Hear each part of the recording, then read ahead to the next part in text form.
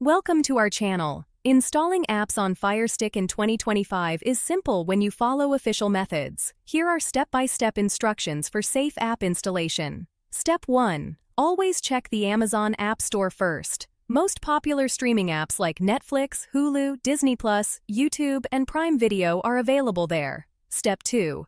For apps not in the App Store, enable Apps from Unknown Sources in Settings under My Fire TV and Developer Options. Step 3. Install the Downloader app from the Amazon App Store. This is the most popular tool for sideloading apps on Fire Stick. Step 4. Research the app you want to install. Make sure it's from a legitimate developer and has positive reviews from trusted tech websites. Step 5. Open Downloader and enter the official URL for the app's APK file. Never use random codes or links from unreliable sources. Step 6. Wait for the download to complete, then follow the installation prompts.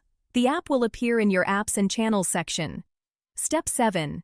Be aware that some apps may not work properly on Fire Stick or may violate Amazon's terms of service. Use caution and research before installing. Step 8. Avoid apps that promise free access to paid content. These are often illegal and can expose your device to malware or legal consequences. Don't forget to like this video and subscribe to our channel.